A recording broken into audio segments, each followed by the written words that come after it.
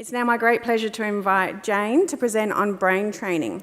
Through her work in neuroscience, elite sports, music, Jane identified the opportunity to optimise brain functionality based on sound and rhythm. Jane is an award-winning high-performance brain researcher, innovator, speaker and trainer. Her background covers neuroscience, computer science, data science, lots of science there, and technology commercialisation. With national and international experience in the science of elite performance, Jane is blazing a trail through neurotechnology research, brain science education and analytical tools that optimise peak performance in leadership, innovation and sport. I'd like to welcome Jane to the stage. In this room, we have one thing in common. We all have a brain. And I ask you, hands up, who thinks in this room that they have a brilliant brain? Now, I would expect everyone's hand to go up, and I'll show you why. And I only have one slide. Oh, here we go. Well, my talk's going to be called Barefoot Innovation, and I'll explain that shortly to you.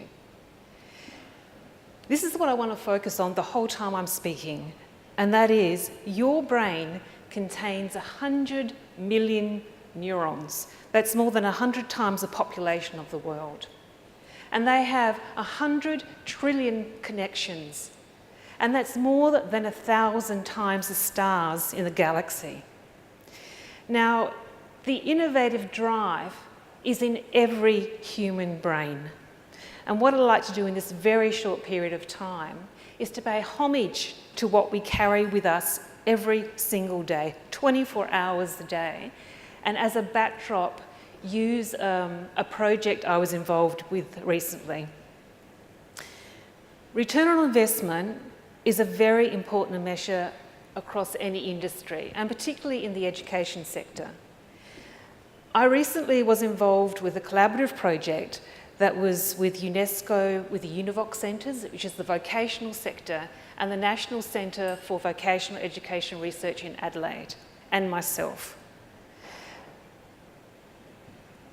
We were looking at developing a framework that could measure return on investment. And it is innovative with these features. It needed to have all stakeholder perspectives. So we needed to include individuals, we needed to include industry, and we needed to include the economy. And then it had to be split into two dimensions, the economic measures and the social measures or indicators that are often left out in the process because they're very, very difficult to measure. Then, if you want to add to it, a big international context. It had to apply to every country in the world. And then what you want to do is just package it up into something that's implementable and practical and deliver. Now, even I stand here, I think about what a tall ask that is. And the greatest risk is it's not possible to be done. And I guess the greatest risk to me is my credibility. But really what I want to talk about are the challenges that one overcomes in that process. If we look at the external challenges, sometimes we can't always control them. The first thing when you're going to do this huge major project, which has huge expectations, is you need to do your research of what the current situation is. What is the current environment? And when you look at that in the global context, what are you going to find? You're going to find different cultures, different policies, different systems, different everything. And then when you do your research in terms of what current studies have we done in this area, you will find they were so specific to an industry, to have these employees, to have this training program. So when you try to put a framework onto that, that's going to apply to every country in the world, there's so many gaps. There's information missing. Nothing really actually fits together. So I could easily say then, and this is what barefoot innovation is, you're finding there is no pathway that exists. And that adds a pressure within itself. But what I could easily say is we start with this blank slate, and here's this concept that we've developed. Here's these indicators. Done. End of story. My area is the brain, and I want to consider what happens between that. And a lot that would happen is you cannot see. It is this invisible force which remains in your head. That's where innovation starts. It becomes visible, and it's great when we can talk about it, but when I'm going through the project like this, the thought processes that are going on are humongous, but you can't see me doing anything at that point of time. So what I want to consider then is the challenges often are internal challenges. We can't see them. And if you imagine them to be a triangle, and that triangle represents thinking, feeling, and some physical acts of some kind. And around that is a circle. We see the circle, that's the visible outcome, but we never see what's happening inside that innovative brain. And I just want to pay homage to that and acknowledge it. When I look at my own instance of this project, we don't have a huge team on the ground. We can have lots of consultations, etc., but the main players usually are one or two people, one or two brains, who therefore, when they can establish what they do, go out and speak to other people. But we usually start alone.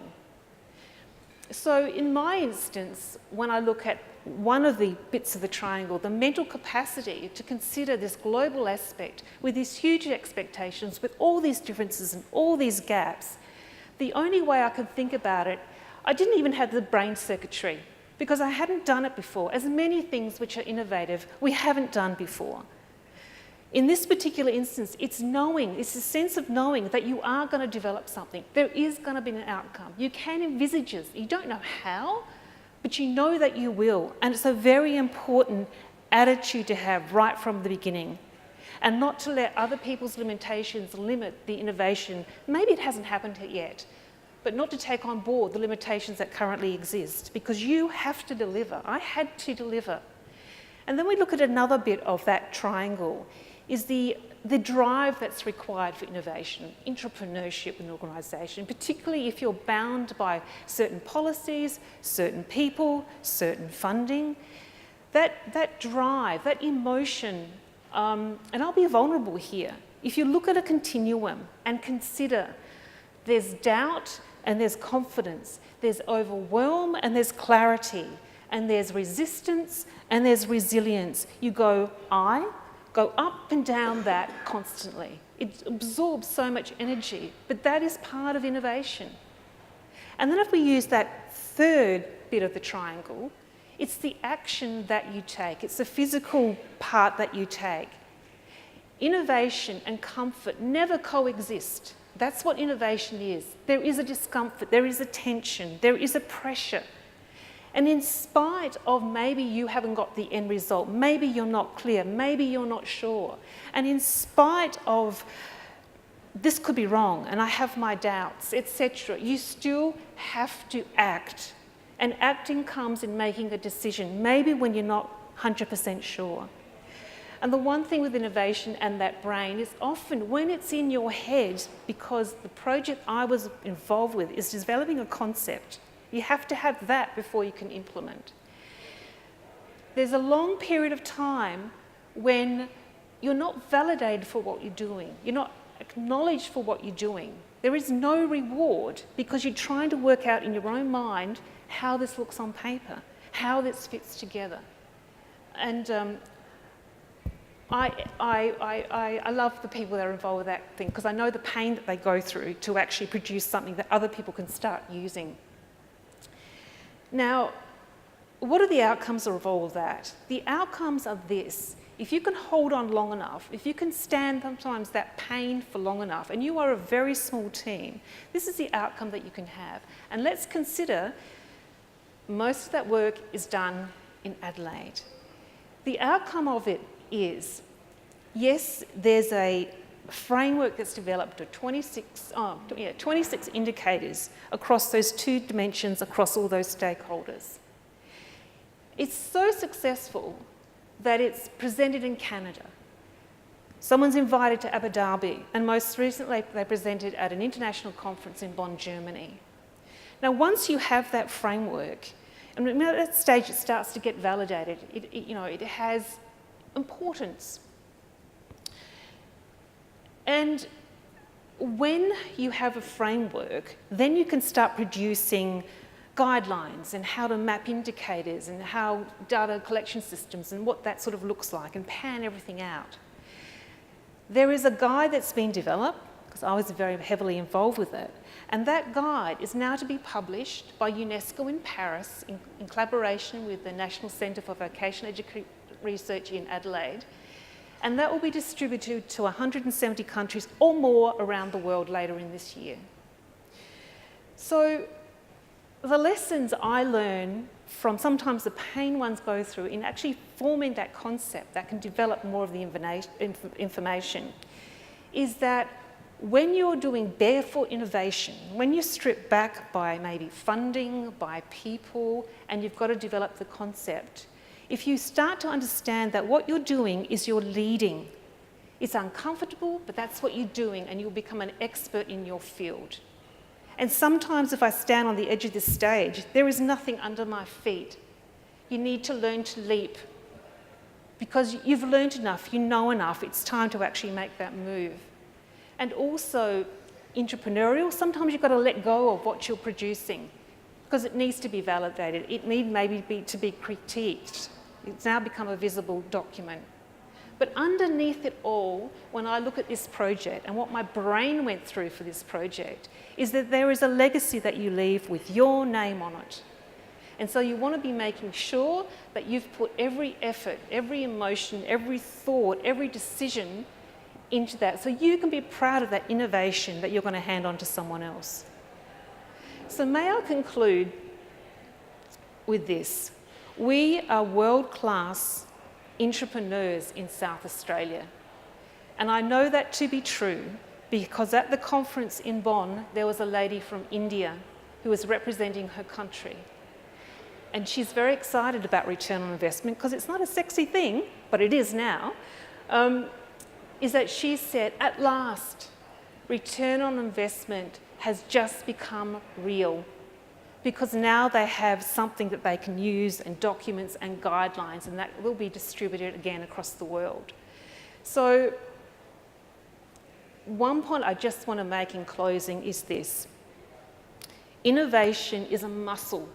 It's a brain muscle, and it must be practiced, and it must be exercised, and it must be stretched, and it must be acknowledged, and it must add value. I leave you with this question, again, I'm going to ask. Stand up those who think they have a brilliant brain.